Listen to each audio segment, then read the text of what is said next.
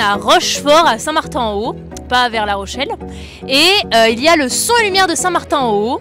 C'est un festival en plein air qui se passe tous les ans, le 11 août, 13, 14 août. Et cette année, on a fait aussi le 10. Cette année, le thème, c'est un thème sur le steampunk. On est parti de ce thème et c'est là qu'on a créé du coup un scénario, qu'on est parti sur des décors bien spéciaux en rapport avec le thème et qu'on est arrivé sur ce spectacle qu'on va présenter sur ces 5 soirs de représentation. C'est un spectacle qui mélange du jeu d'acteurs, de la bande son, du décor, des effets spéciaux, des magnifiques costumes. Et ça rend un spectacle assez magnifique, beau, émouvant. Et quelques-uns à être dans le Son Lumière depuis quelques années. Et on aime bien quoi, de passer d'un rôle de simple marchand qui va d'un point A à un point B à quelque chose de plus sophistiqué et qui nécessite justement un peu plus de travail, de préparation quand même. Donc un peu plus de pression en même temps. Mais comme on dit tous, Son Lumière, on est là d'abord pour se faire plaisir, tout en respectant le travail des scénaristes qui ont pensé l'histoire et qui attendent de nous quand même de jouer le jeu au maximum, quoi. Il y a 400 personnes qui nous suivent, qui nous font confiance. Il y a les entreprises aussi des Monts du Lyonnais qui nous font bien confiance, qui nous suivent beaucoup et ça crée en fait une super belle énergie et tout peut être possible en fait, c'est ça qui est fou. On a vraiment fait un super gros décor cette année qui va s'assembler durant le spectacle, donc c'est quand même quelque chose qui est très risqué on va dire, mais qui fonctionne plutôt bien, qui est plutôt bien rodé.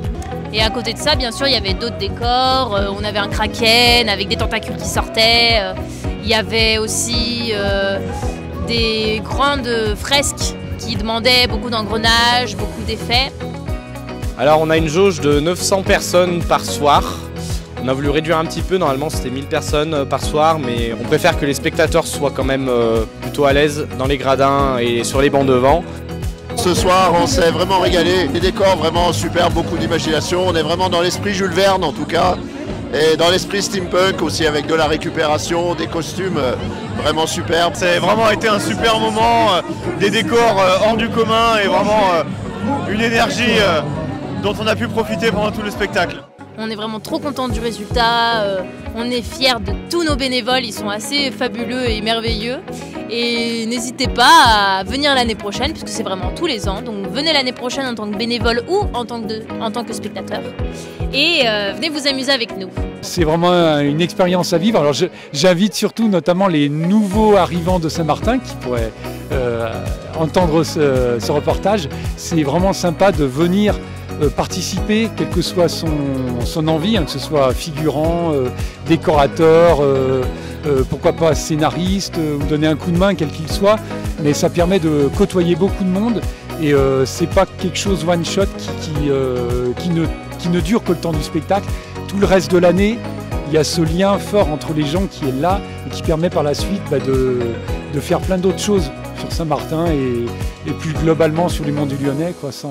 C'est vraiment super top, quoi. Merci à toutes les personnes qui seront venues voir ce beau spectacle et on vous retrouve l'année prochaine et l'année d'après pour les 40 ans.